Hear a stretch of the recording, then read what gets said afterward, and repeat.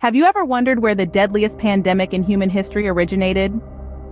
The Black Death, a name that echoes ominously through time, is believed to have first reared its deadly head in the steppes of Central Asia. From there, this invisible killer hitched a ride with traders and explorers, silently spreading along the bustling arteries of ancient commerce. Down the renowned Silk Road, a network of trade routes stretching from China to the Mediterranean, traveled goods, ideas, cultures, and, unbeknownst to all, death. Merchant ships, heavy with exotic wares, also carried this unseen passenger across the vast waters, reaching the shores of Europe.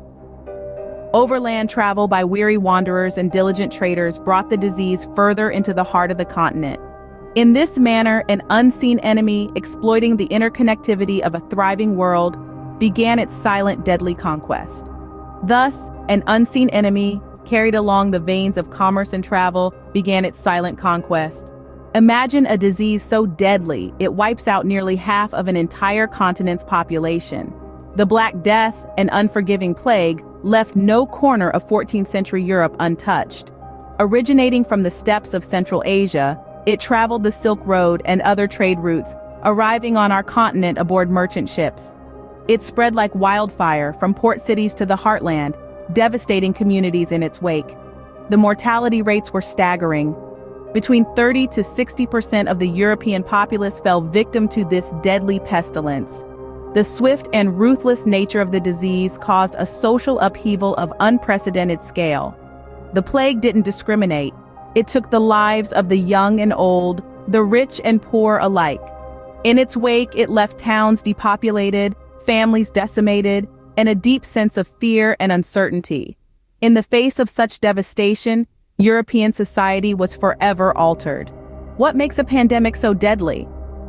Let's delve into the symptoms and transmission of the Black Death. The onset of the disease was swift and brutal. Fever would strike, rapidly followed by chills and fatigue. But the most telltale signs were the swollen lymph nodes or buboes, painful to touch and disconcerting to see. These buboes often appeared in the groin, armpit, or neck, turning a sickly dark color as the disease progressed. The skin, too, would blacken in patches, giving this pandemic its ominous name. Yet it wasn't the symptoms alone that made the Black Death so devastating. It was how it spread. The primary culprits were fleas, tiny parasites that infested the rats so common in medieval Europe. These fleas, after biting an infected rat, could jump to a human host, spreading the deadly bacteria. The humble rat, a common sight in medieval Europe, became the harbinger of death. A disease does not merely kill, it reshapes society in its wake. The Black Death, a monstrous plague of the 14th century, brought about profound social and economic consequences that transformed the face of Europe. Suddenly, labor became a precious commodity. With the population decimated, there were fewer hands to till the fields, tend to the livestock, or craft goods. This scarcity of labor shifted the balance of power and gave peasants newfound leverage. They could now demand higher wages or better working conditions, and some even dared to challenge their feudal lords.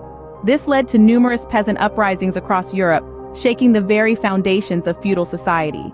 But it wasn't just the labor market that was affected. The Black Death also triggered a wave of inflation. With the supply of goods dwindling and the demand remaining high, prices skyrocketed. Everyday items became luxuries, and luxuries became unattainable dreams for many. Yet amidst the chaos and upheaval, the plague also presented opportunities. Survivors inherited properties and wealth from the deceased, leading to a reshuffling of economic power. Many took advantage of the labor shortage to learn new trades and skills, opening doors to prosperity that would have remained closed in the pre-plague era. In the ruins of the old world, a new social order began to emerge. The Black Death, in its dreadful wake, had set the stage for a social and economic revolution. The Black Death, though it receded, left a lasting mark on the world. Its impact was so profound that it ushered in significant transformations in European society, culture, and thought. In the wake of such devastation, religious attitudes shifted dramatically.